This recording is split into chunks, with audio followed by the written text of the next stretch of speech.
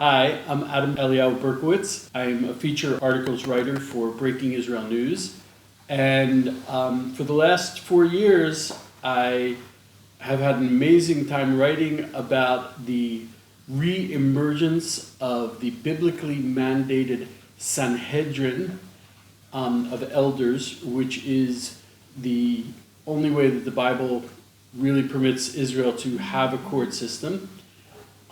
And they've really been doing amazing things. Just to give you an idea, 4 years ago, I became familiar with them. They were putting the Pope and Obama on trial for going against the Bible by not recognizing that the land of Israel belongs to the Jews, that as it's written quite explicitly in the Torah. When other people were beating around the bush, the Sanhedrin, through the wisdom and the strength of the Torah, came out against these people. And now, as this beautiful insignia tells us, the Sanhedrin is working hard to establish an organization of 70 nations. And I think you'd be surprised to find out what it's going to do, and even more surprised about what it's already done. And sitting with me is Rabbi Professor Hillel Weiss, who has, over the course of time, become not only an amazing source of stories, but a very dear friend.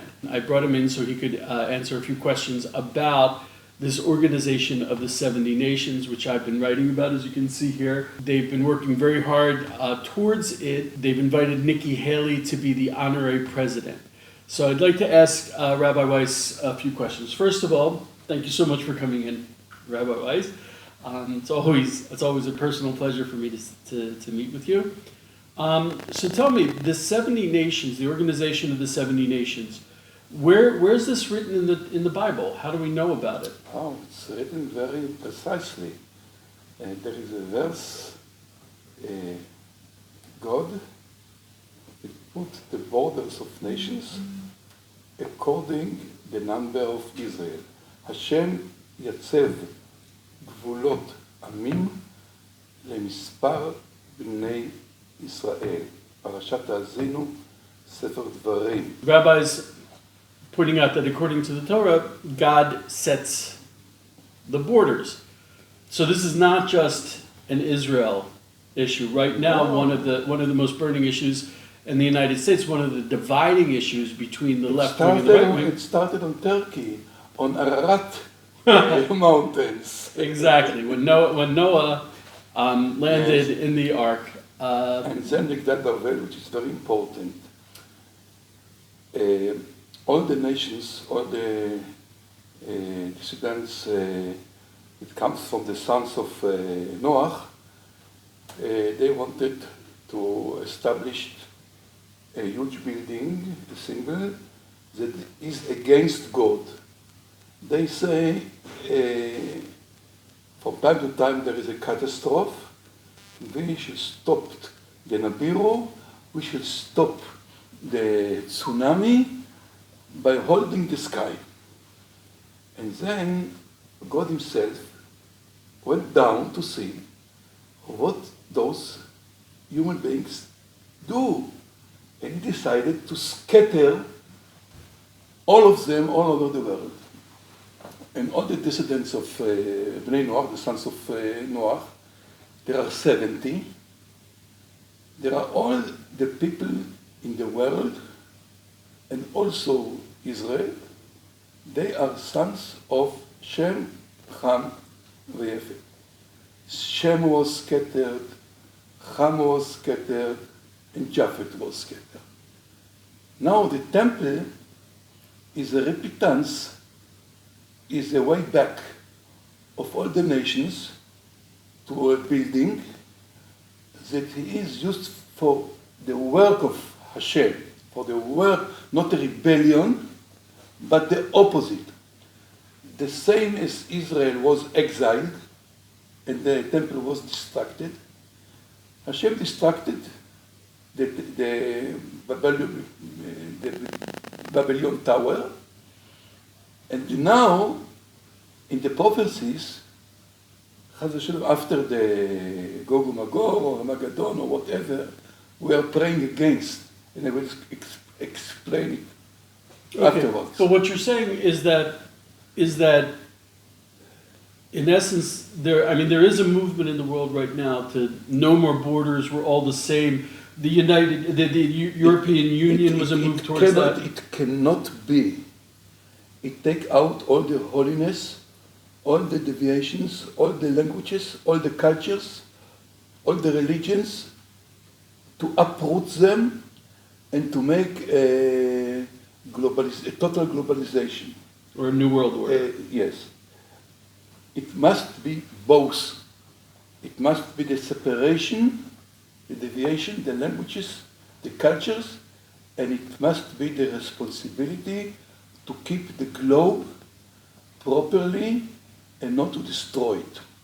I think it's funny, you're making a very strong point, that it's interesting to note that just at the time we seem to have all come together and become one, then we get these global threats, which and you have refugees that are destroying cultures. You have I don't know, they call it global warming, and this is something that we should all come together on, and we can't, even though we're all one, and that's.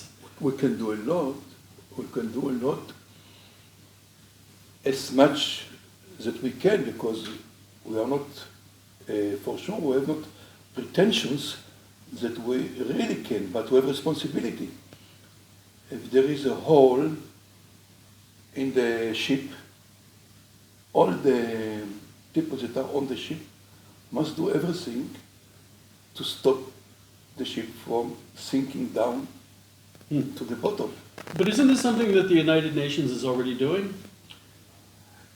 They are doing a lot. They are doing a lot, but mostly they are doing it against the Jews. If the Jews or the Bible put the finger on the selections of Israel, they must destroy it.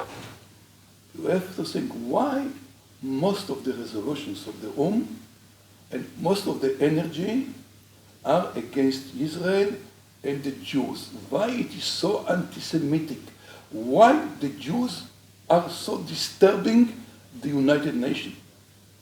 And if you think that the idea of human rights was written by a Jew, his name was René Cassin, an Algerian Jew, that he wrote this scroll, this treaty of human rights. And what did the United Nations do? He took Iran, took Syria, took Zaire to be in the assembly of the human rights. Why? To destroy the ideas of the Bible. Oh, I want to, if I can enter here just 1 minute. There was an article I wrote in which Rabbi Weiss totally shocked me. He pointed out something that I was not aware of. When you talk about things like abortion or physician-assisted death, euthanasia, in a democratic nation in America, we're used to seeing these things as a political agenda, when in reality, these things go much, much deeper. Rabbi Hillel pointed out to me the United Nations Human Rights Council passed resolutions, or I'm not so sure they passed them, but they keep bringing up resolutions to make abortion and euthanasia a human right. And Rabbi Weiss pointed out to me, well... And all the family destructions. And exactly. The family issues, they are anti-family. And these are all things that are written in the Noahide laws. So in essence, the United Nations is anti-Noahide. Exactly. And that's universal. That should be universal. Something that goes throughout. So in that essence, also in that respect, the United Nations has also failed in its mission. Of course. because it's modern, it's postmodern, it's overpacked with ideas of artificial freedom of human beings. Human beings cannot rebel against the treaty of Noach and his son. This is the basic law. This is the deep law. And when the humanity are working against, they are going back to the Tower of Babylon, they will be destroyed. You can see that in Europe, the birth giving is minus. In Japan too. In United States less. But also it's modern, lot of homosexuals with program, a political homosexuality. All the parades are political. They are not defending the people that are in this situation. They are recruiting them, all of them, to destroy the world. So hopefully an organization of 70 nations will bring together all nations on some basis, it is a biblical basis. Hopefully. So would you call this religious? Of course. Of course. Religious Jewish or religious? No, there is sub-Jewish. Noach was not a Jew. His sons were not Jews. We are not going to found a new religion. But we are applying to all the nations, to all the human beings, this responsibility with modesty. We are not speaking exactly like Jews. They are not the protocol of Zion. We don't want to rule the world. We want to understand with all the human beings what does it mean to be a man, a family, a tribe, a nation, peoplehood, and so on. And when we will understand it deeply, there will be much more love and responsibility between all the people. You describe it very nicely. How can you not want something like that? But this won't be an organization of rabbis running the world. No, chas v'sholem. That means God forbid. Okay. God forbid. Look, and the rabbis that I'm speaking with them, let's speak about the chairman, Yoel Schwartz, or Sheo Hollander, which is the foreign minister of the Sanhedrin. Mm-hmm. They are speaking very modestly and without any twist or manipulation to all the people in their eyes with equality. And when we are speaking on a court in Jerusalem, all the 70 nations, all the colors will be equal to each other, and also the Jews, because it will be a debate or a discussion, and people say what they really think, and they will vote, and then it will be the resolution. Yeah, one thing that really shocked me was last year there was a Creation of the World concert. It was a concert held on the day that, according to Jewish tradition, the entire world was created, which is something that every person in the world should give thanks for.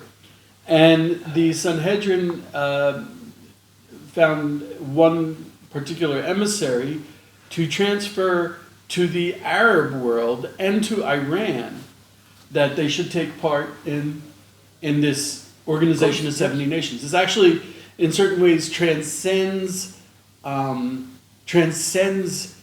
boundaries. It's reinforcing individual cultures, individual language, and borders, but at the same time, it's not based on political interests. It's based on spiritual, divine interests that we all share, actually.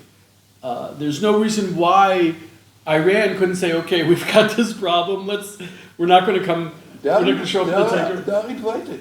They to are this- entirely invited. The Like Sanhedrin any invite- nation. I actually don't have it here. They issued a coin and wrote in Persian on the coin, specifically to invite the Iranians. Not only could this be a forum to help the world return to its spiritual roots, something that we all share actually, but it could help with some very real issues we're coping with today.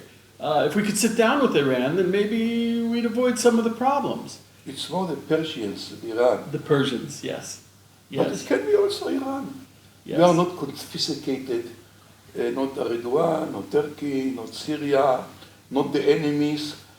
Like in Athens, when there was the Olympics time, there was no wars. We are inviting, not we, the Bible invites all the nations to Jerusalem. Not for fight, not for Armageddon, not for Gog and Magog, for peace.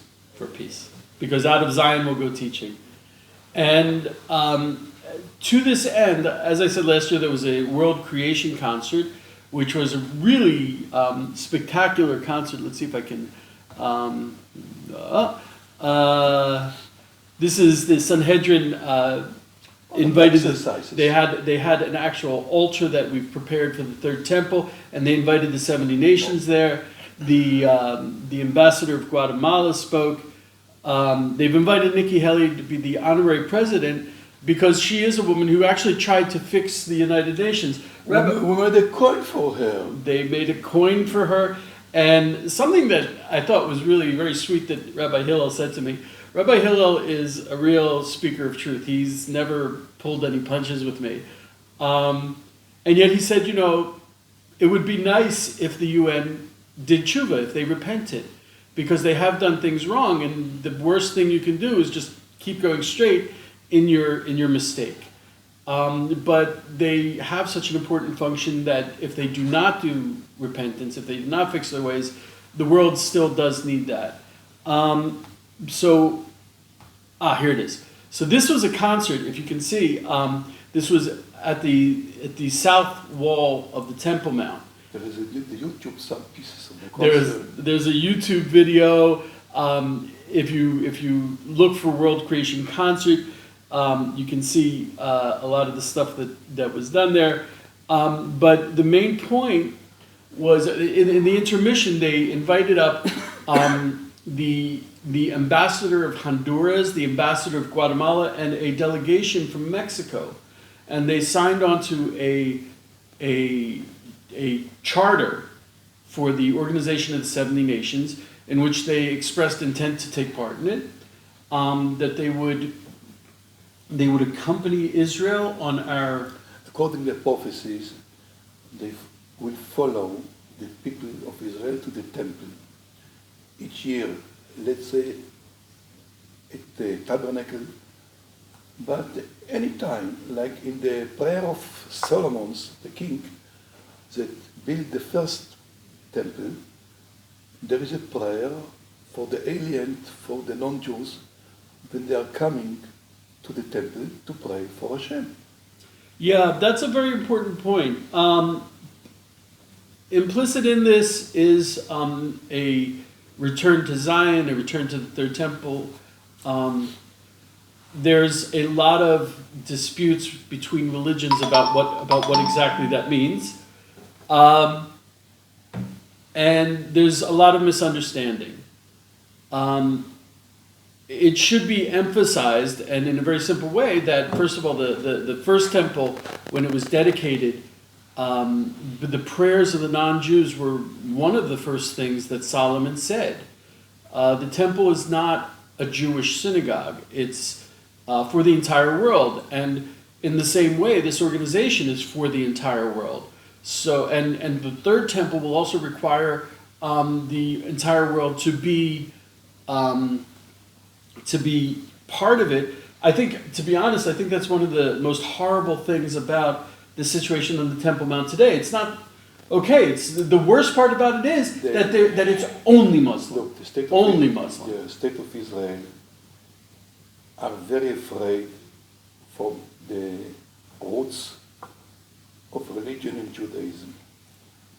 The Zionism mostly says we want to be like all the nations, like with the jurisprudence or laws like the United Nations. Let's say we don't want to be any more Jews. Mm. This is the message. And therefore, the state are persecuting the Jews that are on the Temple Mount.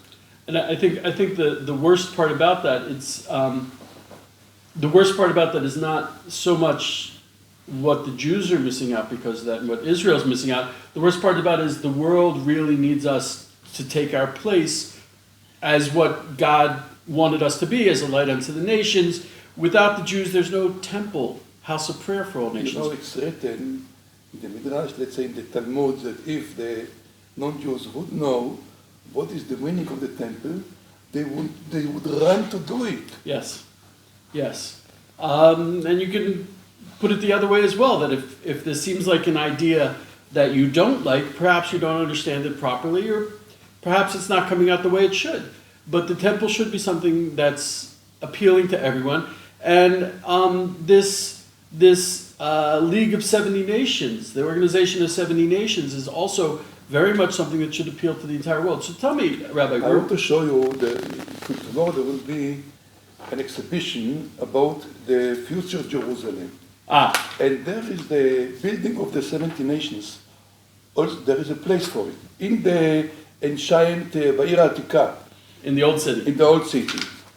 And all the borders of Jerusalem and the temple. So there are plans to make this, it's not just a nice idea or a club.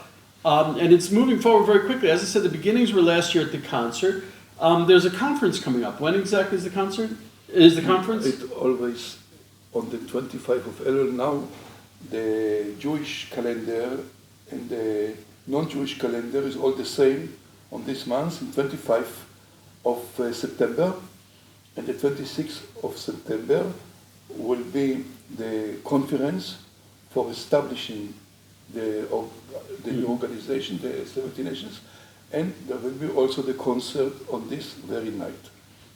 Okay, so I have to tell you, I've been covering this, and I know that Rabbi Hillel is capable of earth-shaking things, and he's impressed me time after time, but this time he shocked me. A partial list of the countries that have agreed to take part in this Organization of 70 Nations. If you want to call it a crazy pipe dream, an extremist weird thing, fine. However, there are countries taking it very seriously. We had last year, Guatemala and Honduras are very committed to it. Mexico is very committed to it. What other countries do we have committed to? There are all more than, let's say, states from Central America and South America, but also one official guy from Afghanistan. Really? Yes, that is from the Pashtuns. They are from the 10th tribe, at least. And now we just begin this process. We hope. For those people who don't know, the Pashtun is the largest ethnic group in Pakistan. So to bring someone who could connect the Western world to Pakistan could be a huge step towards peace, a huge step towards fixing the world. I wrote El Salvador, Mexico, Honduras, Bolivia, Trinidad, Tobago, Costa Rica. These are nations that have already expressed their intent to come. The Vice President of the Republic of Guatemala is going to be there. And this is just the second year. I think the United Nations didn't start off this well. No, we're inviting all the nations and the United Nations too. We hope that they will send at least one mashkif, one that observers. And observers. I think And it's amazing. I don't think any other news service is writing about this, which I can't understand. And no countries are really taking it seriously. But if you get this many countries who can agree on one thing that's just in its starting stages, I think there's huge potential here to bring the world together and fix it. I want to tell something that you already published. It's look total crazy, but it is not. When there was the Bahrain conference, the Sanhedrin suggested, according to real programs, to establish routes of electromagnetic trains. First of all, through the crack of Syrian African, according Israel, that combines 3 continents. And there are some systems in the world of the electronic magnetic trains. In Japan, the Shinkansen, the Shangri-La, and also the TGV and so on. Now the economic interest of all the countries and nations is that all those routes will be in one system all over the globe. Now, all the modern facilities to send oil, a letter from door to door, with all the ways, with all the facilities, the world is changing. It's like to put in the world a river of life. Like from Eden, there was one river that was separated to 4. And this is the peace. The main interest of the nations to make a Suez Canal, but 10,000 more and better than the Suez Canal. This is the interest of each country and state in the world. What Rabbi Weiss is saying is hugely powerful. We're seeing now the Strait of Hormuz is hugely important because transportation is hugely important. And the United Nations has never dealt with this. When the British got the mandate in Palestine, they built a railroad right through Israel because Israel is a land bridge. It's a very important land bridge. I think bridge. the United Nations had an idea to make a line through Gibraltar. They didn't do it. But it's very important. It is important. And it's a no-brainer. And the line from Magellan to Alaska through the Bering back to Russia and so on is the most important. Yeah, and these are not crazy. We definitely have the technology to do these things. It's just a matter of cooperation, sitting at a table together. If Israel was connected to Egypt, if Israel was the connection of Egypt and all of Africa. It's Ukraine to Chad. It means it's China to Gabon. The Ukraine used to be the breadbasket of Europe, but because of small things like this and them not getting along with their neighbors and problems with Russia, the world can't produce enough food for their own people. These are all basic issues that I think are being caused by people, not by nations, trying to create a world order but not being able to sit down at a table together. And if we have a house of prayer for all nations, well, after you finish praying, we can sit down and talk business. So the business are also holy. I want to speak something about it. Amen. One of the Noahide laws, because of the flood, is not to steal, not to theft. And if you theft even one coin, you are a criminal. Now the problems of the currencies in the world and the competition of currencies, sometimes it's advancing some economy, but mostly there are coming demons like the cryptologic bitcoins that destroy the world. So all the banks have an overbank. They have one coin that has a covering in goods, in gold, like in the old times. A coin is not just to print papers. Someone has to be responsibility what is behind.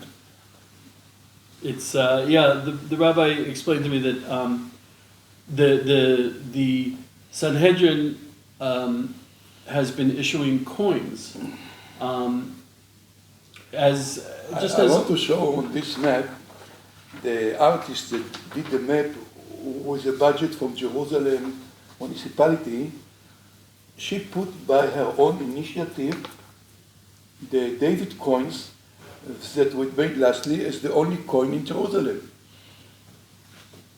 Here is on the map. Yeah, the King David coin, which you can see here, is to usher in a Davidic dynasty. These are all the things that we were talking about, that Israel has to take its actual place in the world, and not as not the leader or the strongest country. Not only as a state. Israel is mostly non-religious state with some motives of religion, and it must be much more spiritual than it is today, and to apply to the world with a good heart, which is with good heart. In any catastrophe in the world, Israel, the state, is the first one to put help all over the world. As the last word, Rav Hillel wants to extend an invitation to all countries to come.